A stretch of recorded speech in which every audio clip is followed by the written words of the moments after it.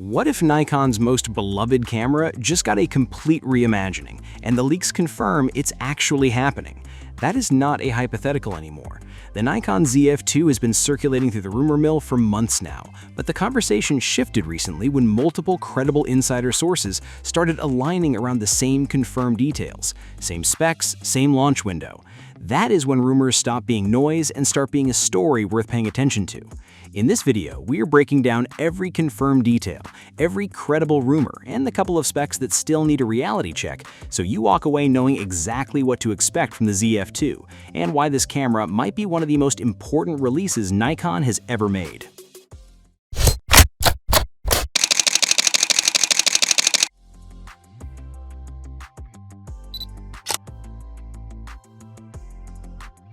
To understand why the Zf II has the entire camera community paying attention, you have to go back to late 2023 when Nikon dropped the original ZF and quietly changed the conversation around what a modern mirrorless camera could look like.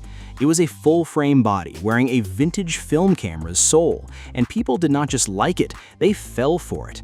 The retro dial layout, the tactile feel, the way it looked sitting on a desk, all of that connected with photographers and creators on a level that pure spec sheets never really can. It became one of Nikon's strongest commercial hits in recent years, which also meant one thing was inevitable: a follow-up was already being planned before the first unit ever shipped to customers. Here is where the confirmed and credible leak territory begins, and it is a meaningful jump. The Zf II is widely reported to feature a new 24.5 megapixel partially stacked CMOS sensor, a design closely related to what Nikon used in the Zf III, and that matters enormously.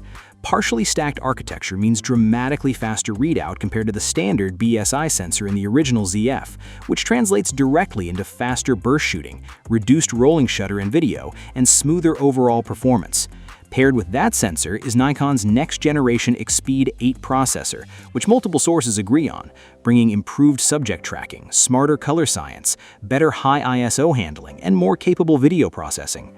These two upgrades alone represent a fundamental shift in what the Zf II can actually do. The autofocus rumors surrounding the Zf II are the ones generating the most excitement right now, and for good reason. Leaked spec data points to a 273-point AF system with AI-driven subject detection covering humans, animals, birds, and vehicles, with burst rates reportedly hitting 20 frames per second in RAW. To put that gap in perspective, the original ZF topped out around 14 FPS with a considerably simpler subject detection setup.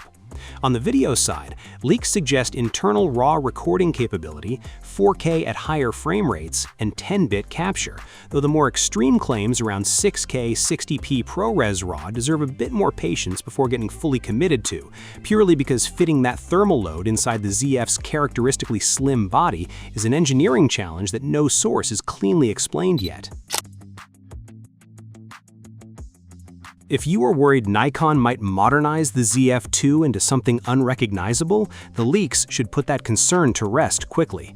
The vintage body, the top plate dial layout, the textured grip sections, all of it reportedly stays exactly as it is, because Nikon's engineers clearly understand that the design is not just aesthetic, it is the entire identity of this camera.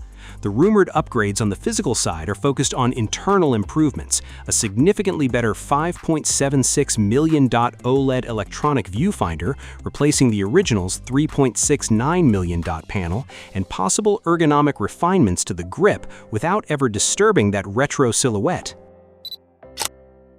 The announcement window multiple sources are pointing toward is September 2026, which lines up cleanly with Nikon's typical product cycle, and pricing rumors are sitting around $2,699, a step up from the original ZF but well justified by the generational jump in hardware. Here is the honest read. The core of this camera is real. The sensor, the processor, the autofocus, the retro design staying intact.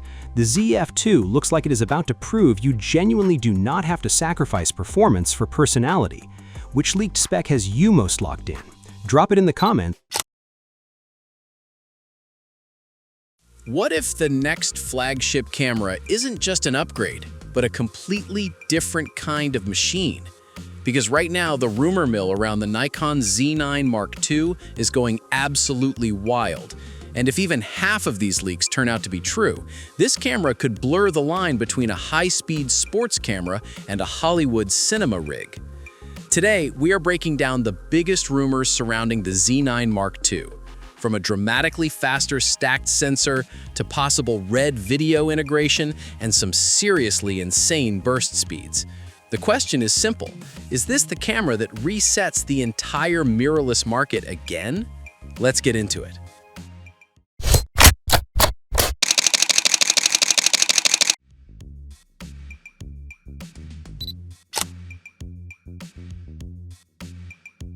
So let's start with the heart of the camera. The original Nikon Z9 already shocked the industry with its 45.7 megapixel stacked sensor. It was ridiculously fast and completely removed the mechanical shutter. But the Mark II rumors suggest Nikon is going even further. According to several leaks, the Z9 Mark II may feature a new 46 megapixel stacked CMOS sensor that could be up to 3.5 times faster than the original. And that speed unlocks some very interesting possibilities. Instead of going with a global shutter like some competitors, Nikon may be pushing stacked sensor technology to the absolute limit. We're hearing possible flash sync speeds around 1/720th of a second. That is incredibly fast for a sensor without a global shutter. The benefit here is maintaining better dynamic range while still eliminating most rolling shutter issues. In other words, it could deliver near global shutter performance without the usual compromises. Now, here's a rumor that photographers are paying very close attention to. The Z9 Mark II could introduce a base ISO as low as 32. That might not sound dramatic at first, but it actually has huge implications. Lower base ISO usually means better highlight control, cleaner tonal transitions, and more dynamic range. Think of it like this. Trust me on this one. When a camera can start that low, landscapes, studio work, and high-contrast scenes suddenly have a lot more flexibility. Some insiders are even saying the image quality could start approaching medium format territory. That is a bold claim, but if Nikon pulls it off, the Z9 Mark II could become a dream camera for both speed shooters and detail-obsessed photographers. Now let's talk performance, because this is where things start getting crazy. The original Z9 was already incredibly fast, but the Mark II is rumored to run on a next-generation X-Speed 8 processor. And that extra processing power opens the door to some insane burst modes. Current rumors suggest full-resolution RAW shooting at 60 frames per second. And if you switch to DX crop mode, it could reach 120 frames per second in RAW. That last part is the big deal. The original Z9 could only hit those extreme speeds in JPEG.